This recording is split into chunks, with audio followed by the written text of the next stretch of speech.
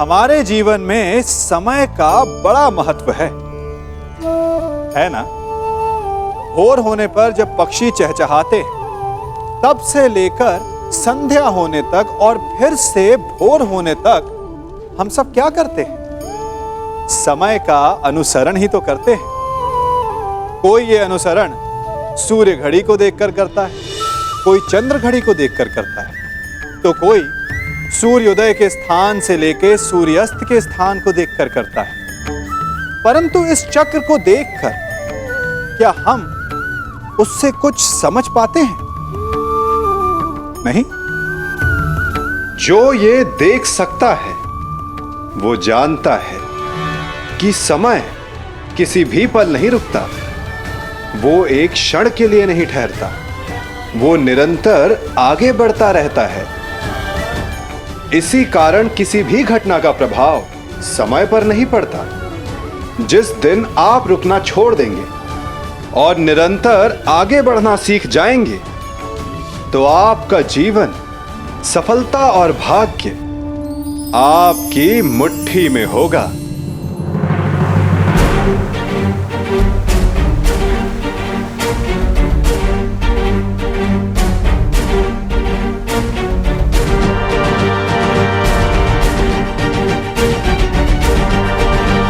प्रणिपात दाऊ।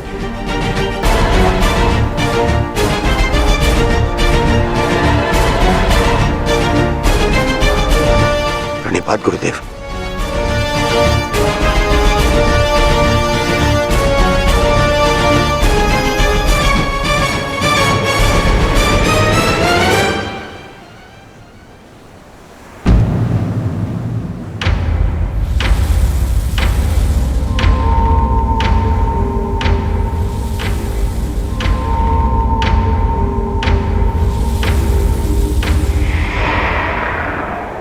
अक्षणी सेना का विनाश हो चुका है कान्हा। आर्यव्रत के सभी महारथी काल के गाल में समा चुके हैं। अब और कितनी आहुति दी जाएगी इस युद्ध में कान्हा? उत्तर दो। बंद करो ये विनाश, बंद करो ये महाभारत अब।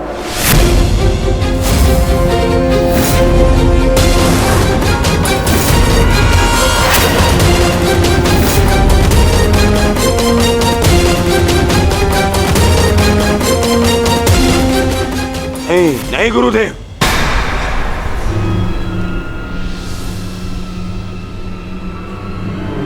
मैं इतना कुछ खो चुका हूं कि अब जब तक मेरा प्रतिशोध पूर्ण ना हो जाए ये युद्ध समाप्त नहीं हो सकता। और ना ही मैं अपनी प्रतिज्ञा पूर्ण होने से पूर्व इस युद्ध को समाप्त होने दूंगा।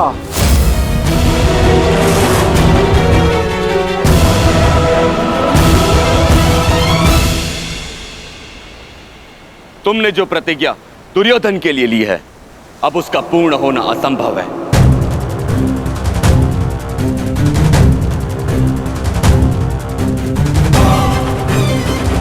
क्योंकि गदा युद्ध में कमर से नीचे प्रहार करना नियम के विरुद्ध है।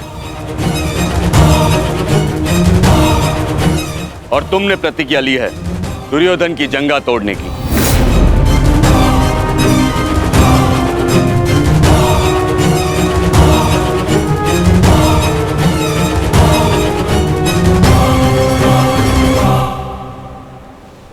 कैसी अनीति दाऊ!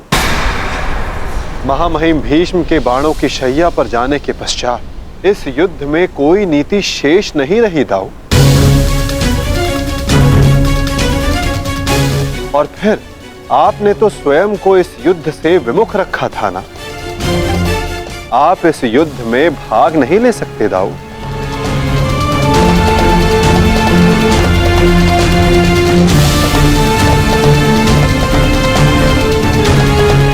ये युद्ध धर्म स्थापना के लिए है दाऊ।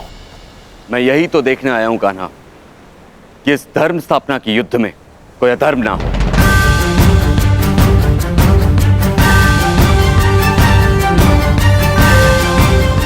निश्चित रूप से मैं इस युद्ध में सम्मिलित नहीं होऊंगा, परंतु शरणागत की पुकार सुनना मेरा धर्म है। मैं नहीं चाहता कि कल को संसार ये कहे कि यदुवंश के कान्हा के होते हुए अधर्म हुआ।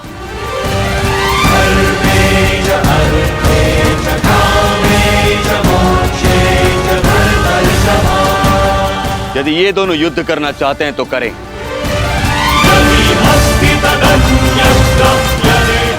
इस युद्ध का निर्णायक मैं बनूंगा।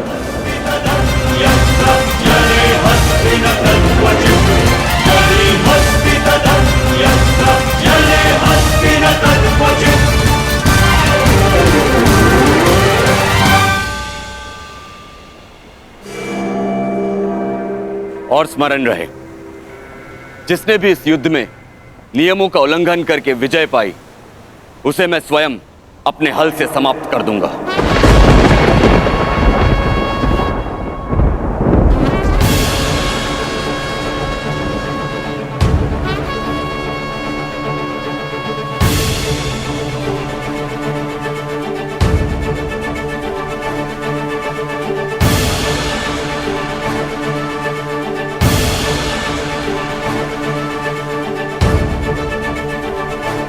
नियम वही होंगे जो गदा युद्ध में लागू होते हैं।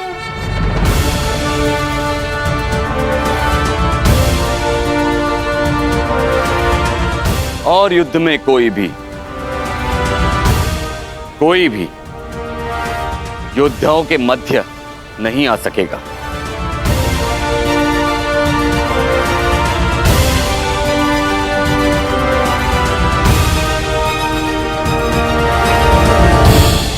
इस द्वंद्व का विजेता इस युद्ध का विजेता माना जाएगा।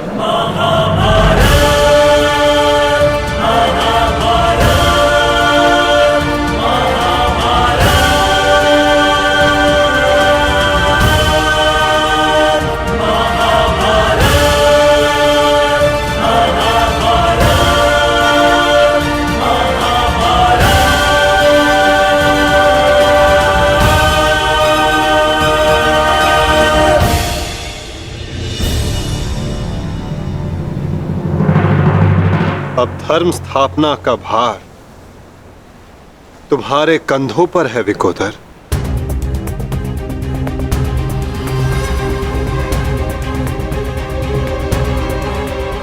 यदि मेरे कंधों पर कोई भार है तो केवल मेरी प्रतिज्ञा का, जिसे मैं अवश्य पूर्ण करूंगा।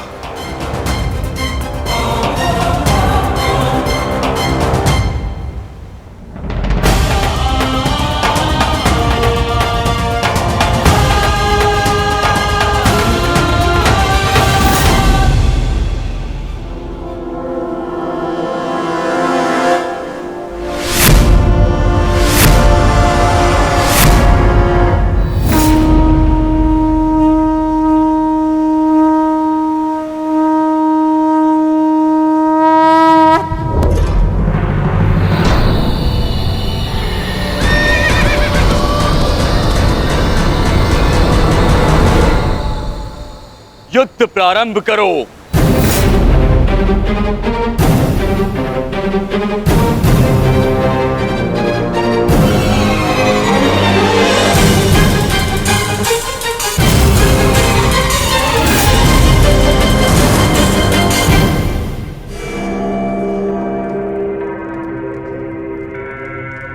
अब विजय और पराजय इस द्वंद्व पर निर्भर करेगी महाराज।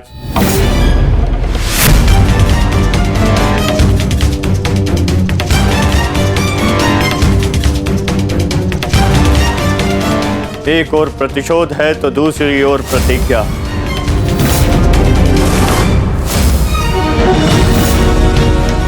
गुरुकुल के दो सर्वश्रेष्ठ गदाधारी आज एक दूसरे के विरुद्ध खड़े हैं महाराज, और महाबली बलराम निर्णायक है महाराज। मुझे इस बात में कभी भी संदेह नहीं था संजय कि मेरा पुत्र भीम से श्रेष्ठ गदाधारी है।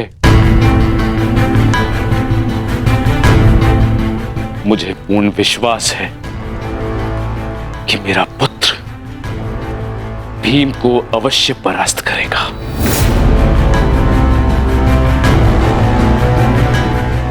परंतु मुझे चिंता थी तो केवल वासुदेव की,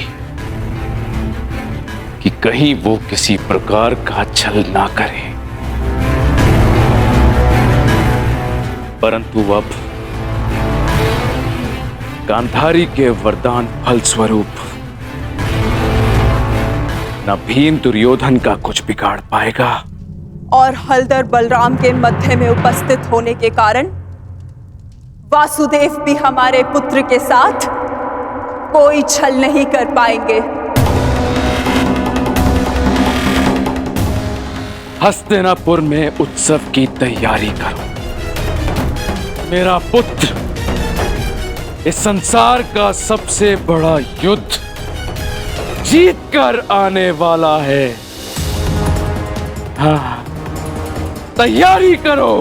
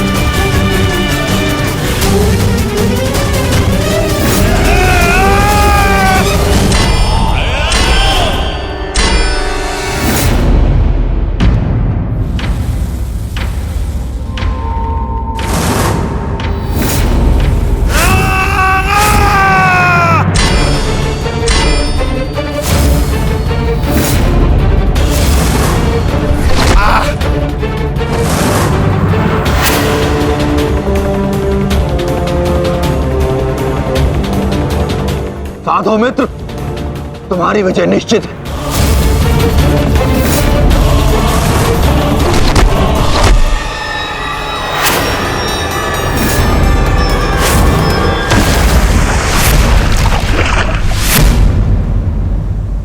माधव, यदि ऐसा ही चलता रहा तो भीम दुर्योधन के आगे अधिक समय तक टिक नहीं पाएगा।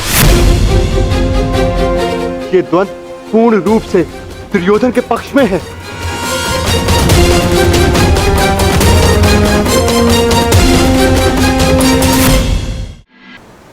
धर्म स्थापना का मार्ग सरल कहां होता है धर्मराज? उसमें अनेकों कांटे होते हैं, अनेकों ठोकरें होती हैं, अनेकों आघात होते हैं।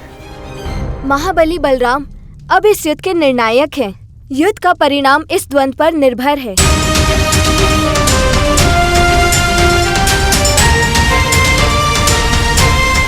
माधव, आप क्या यूं ही देखते रहेंगे?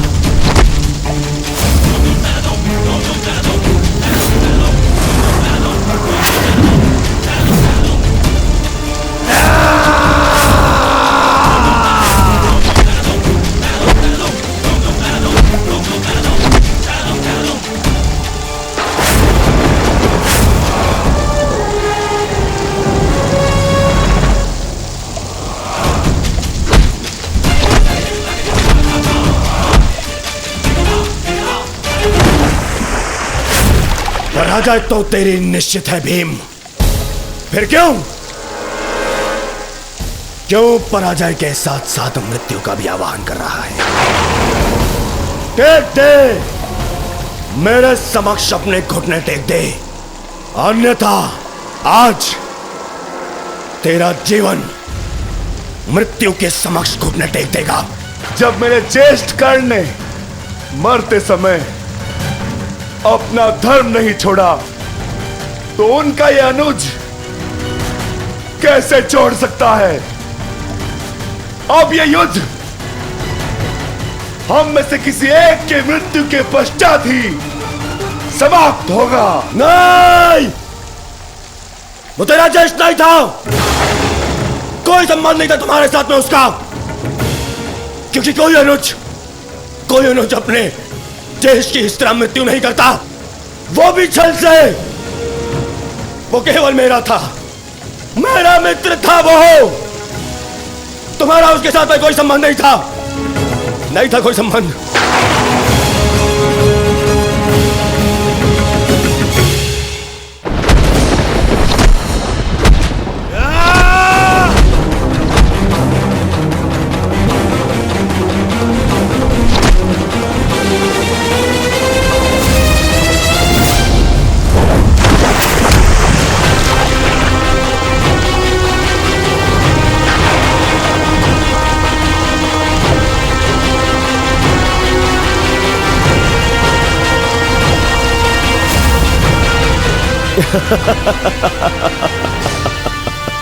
क्यों पांडवों, आनंद आ रहा है?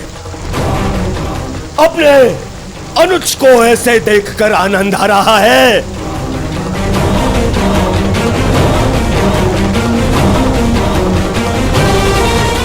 इसी के सहारे इस युद्ध में विजय प्राप्त करने का स्वप्न देखा था ना तुम लोगों ने? ऐसा दिलाएगा ये तुम्हें विजय? हाँ, देखो